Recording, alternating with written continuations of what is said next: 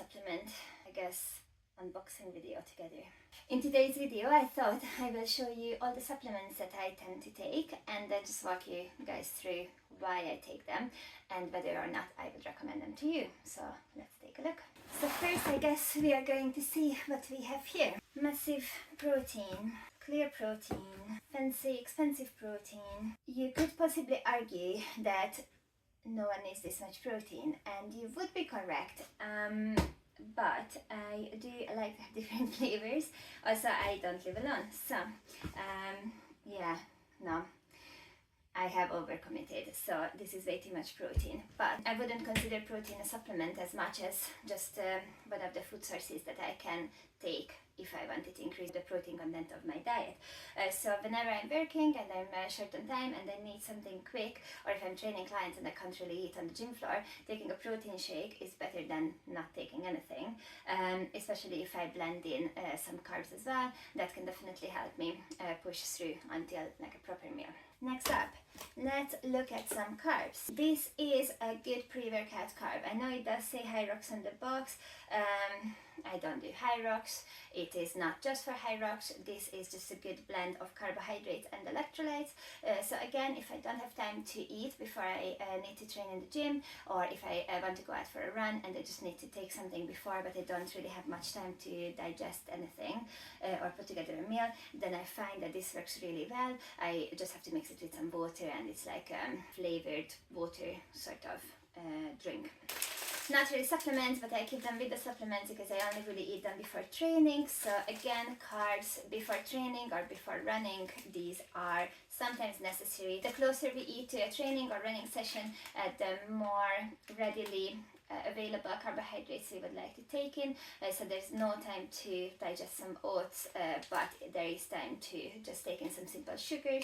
So this can be very, very useful. I find that it's much better than going out for a training session on field. Creatine, if you don't know, get to know. Probably one of the main things that I would recommend to most of my clients. I'm just going to link to that post regarding all the benefits of creatine, whether you're a bodybuilder or for even the elderly. So this is definitely one of the cheapest options if you want to have like a real noticeable benefit from supplements in your training. Electrolytes. Do you need electrolytes? Probably not. When do you need electrolytes? Well, if you go out for a long training session and you sweat a lot, or if you're going to lose a lot of sweat through running or cycling or basically any sort of endurance activities, including swimming as well, don't overlook how much you might sweat if you are swimming a lot, just because you can't realize due to the water. If you are just looking for the sodium content, then you can take any other salt as well. I tend to add this, a pinch of this to my drink in the morning if I know I'm going to go in for like a harder session, especially on race day, and then I might take on salt tablets during the races if I just can't take on enough water, because it just helps with the absorption of water. So when you hydrate just with plain water, it might go through you a bit more easily. We do need to replenish electrolytes and salts if we sweat a lot, because we lose a lot of them in our sweat. So sometimes if I start to get quite dizzy, if it's under higher temperatures or just a longer duration race, then I do find that the salt tablets are like quite a handy way of replenishing the lost sodium. Iron and B12.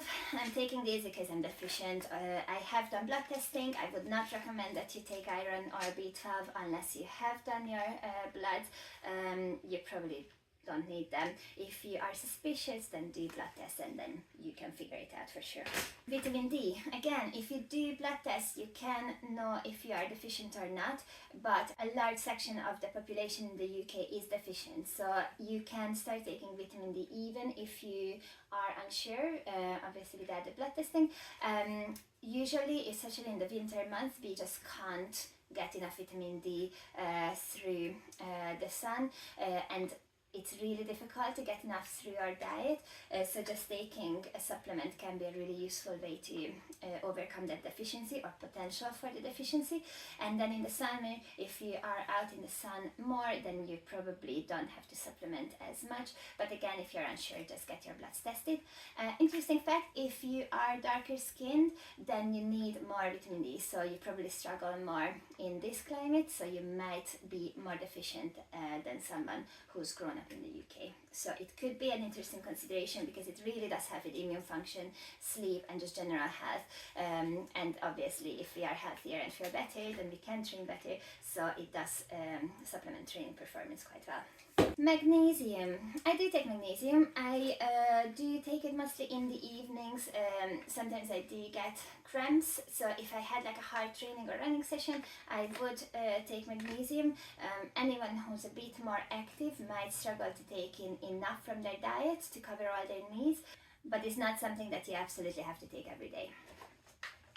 Caffeine. You can just take coffee or pre-workout or basically any energy drink, but if you want to dose it appropriately without chugging a whole energy drink, then caffeine tablets can be quite useful. Not to say how much cheaper they are. Again, before races it can be really useful, but please try it in training, because you can mess up your gut, and there's nothing worse than looking for a toilet 1 hour into your long run just because you have massively misjudged your tolerance. But as a rule of thumb, between 2 to 6 milligrams per your body weight in kilograms is a good starting point to help with performance. Beetroot powder. So you probably are familiar with the little beetroot shots that contain I think 400 milligrams nitrate that works as a vasodilator. So basically your blood vessels dilate so they can transport oxygen to your working muscle a bit more easily. So for high intensity exercise or endurance exercise, it can be really useful. I only really take it in the lead up to races for maybe a week or so, and then on the day of the race. The only thing I gotta say, if you do try it, please don't worry, you do not have internal bleeding if your pee or poo is a little bit like this color. It is just the beetroot, but it can be quite shocking when you are not expecting it. I personally like to mix it with pineapple juice and then just making sure that I measure out the concentration. You probably do need to use more of the powder than you would from the shots which are regulated. It has this earthy flavor, which I don't really mind. What I did also try to take was the sodium bicarb, which is basically what you use for cooking, and that tasted horrendous, so I don't even have it in my bag. It's in the kitchen where it belongs. I can't take it. And then those lactic acid buffers that you can buy in capsule form, I am not 100% convinced that I personally need them. They are quite expensive. I might buy them at one point and then report back. The research is quite interesting and sounds useful potentially. Whether it's worth to spend that much money on it, I'm not convinced. Turmeric. Those little turmeric shots are very, very popular, and they can cost anywhere between 2 to 3 pounds. The issue is them is you can't ever be sure of the concentration, but getting it in a tablet format, people like to take it because it can help with inflammation. The tablets do tend to have the black pepper, which helps to activate it, and then they are in the right concentration as well. So maybe taking it in a tablet, it's not as trendy, but it can potentially have more benefits. Unless you're taking it for the flavor, this like turmeric-y, sometimes ginger is added to it, which is quite a nice spicy flavor, then enjoy the shots. It's basically just drinking a tiny juice for a very expensive price, but they are fun. Ashwagandha. I'm not currently taking ashwagandha. I used to take it when I was very stressed out. It does seem to have some benefits in terms of stress management, especially if you take it in the evening before bed. Some of it might be placebo. Research is emerging, so let's keep our eyes peeled. Citrulline malate. Basically, this is a capsule form of an other vasodilator. So again, this helps bring blood to the muscles, and it helps delay fatigue. Can also help with muscle soreness. So obviously, it can have a performance enhancer effect if you are fatigued a bit later in your training. It is a convenient tablet format, so it can be a little bit easier to take on if you just want to put it in your gym bag, but they do just some powder format as well that can be added to your protein shake or pre-workout as well, if that is your preference. And then finally, some very running specific gels. So I do have these gels, which I only chose because they are passion fruit flavor. This is a really nice brand actually, not the cheapest, but it's a good texture and it tastes really yummy.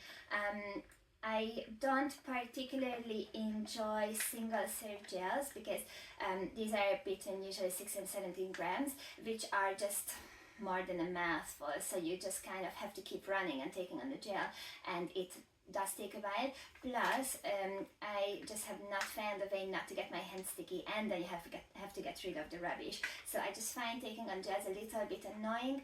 Obviously you can take on any other carbs while you are training, like I mentioned about the chews before, but if you want to keep running while taking on carbs, it can be difficult to chew.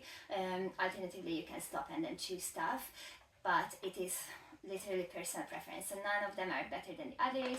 Obviously, these are more expensive than just getting some candy, but I personally struggle to take on enough carbs during my runs, so I am constantly working on other options, and I do find that like getting liquids is a little bit easier for me. So I got this bigger pack that can literally be put into your water bottle. So I have these collapsible running water bottles, and I just fill that up, and it's much more runny, so it's so much easier for me to take on because it's as if I was just drinking. Plus it helps with the hydration, it also has some electrolytes, so it does feel a little bit easier, and then I don't get my hands sticky. I don't have to throw away garbage because then I can just wash out my bottle and then reuse it. This specific flavor does taste like cough syrup. It's like a citrus mint, but I don't mind it. Like, it was not an unpleasant taste in my mouth during a long run. The mintiness of it just kind of feels like a mouthwash, which after having taken on like Squares bars or anything that's quite sugary and chewy, it can be nice to just watch that taste out and have like a more refreshing flavor. So I'm happy with that. I have some caffeine gels as well. So with these, later on in the exercise, even a smaller amount of caffeine can be useful. Just make sure that you have enough time for it to act, so there's no point taking a caffeine gels and you only have like half an hour left of your run or race, because by the time it acts you are not going to, you'll be done basically. So you want to get the benefit, so maybe just halfway through, or just when there's more than an hour left of the race, it can be useful.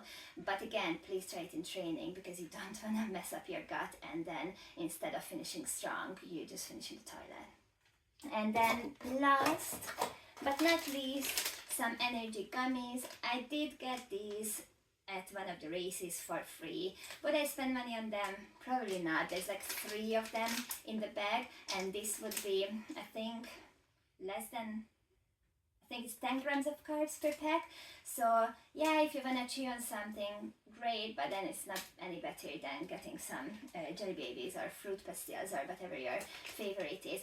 As you probably know, when you do want to take on more carbohydrates, you want to look for a combination of glucose and fructose. So anything that's a longer race where you might need more than 60 grams per hour, you want a mixture of glucose and fructose, and you can build up your tolerance to them. But for anyone just starting out running, anyone who's trying to run a 5k or a 10k, you don't really need to worry about gels. I really wouldn't worry about spending money on supplements, because the main thing that will help you is getting enough sleep, making sure that you follow a progressive training program, you recover well between the training sessions, and that you fuel your training sessions through your nutrition. So if your nutrition, your sleep and your training is not optimized, then spending money on any of these supplements is really not going to make a massive difference, maybe except for caffeine, which can help you just train better even when you're tired, but all the rest of them are only going to ever provide a marginal benefit. So just sort out the main things: nutrition, eating enough carbs in your diet, eating enough protein to recover from training, and then just making sure that all your training sessions are fully thought out and they do actually count, will get you a much more noticeable benefit than any supplement ever could. Unless they are unregulated, in which case obviously I have no experience to share with you. I received another question regarding whether you should take a multivitamin. I personally do not take a multivitamin because I do know what are the vitamins or minerals that I need to concentrate on more specifically through my blood testing and just potential deficiencies. So I am supplementing those rather than trying to cover all my bases with like a suboptimal amount. Whether or not you want to add in a multivitamin pretty much comes down to how good your diet is. So if you eat a very well balanced diet, chances are you are covering most of your basic needs.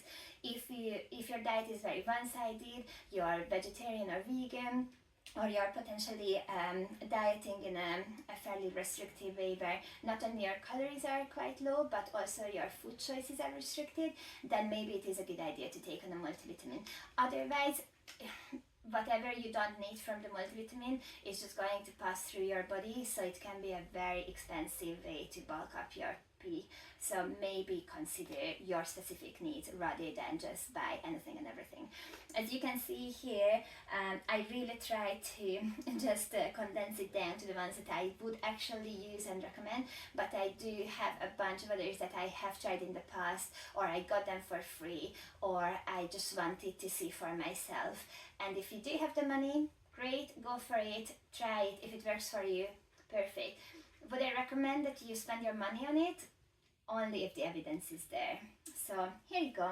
I hope this is useful, and see you next time.